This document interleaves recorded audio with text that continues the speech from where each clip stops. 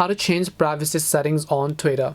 So hello everybody, welcome back to the channel App Guide. In today's video I will simply guide you on how you can actually change your privacy settings on Twitter, so make sure to watch the video till the end.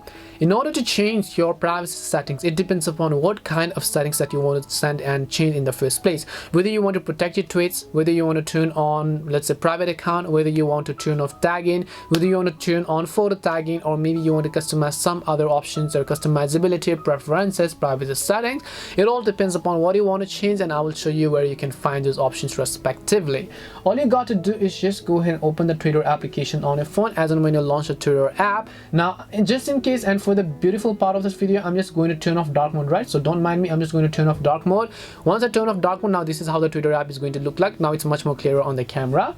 I'll just tap the profile icon from the top left hand side, and then I'll just go to settings and support. As and when I go to settings and support, here you'll find the option called settings and privacy. Now if you scroll down here under the fifth option in this little check icon, you'll find privacy and safety that says manage what information you see and share on Twitter.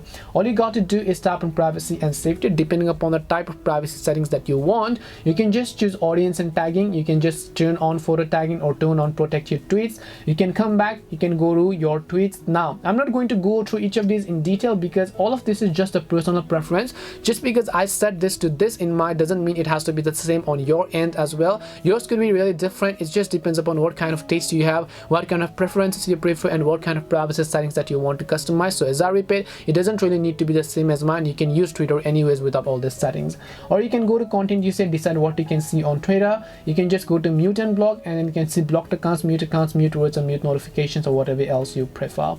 So hope this video helped you. If it did help you understand the privacy settings, then make sure to leave a like and subscribe to the channel. If you have any questions, feel free to also leave them down in the comment section. Thank you very much for watching, and see you in the next video.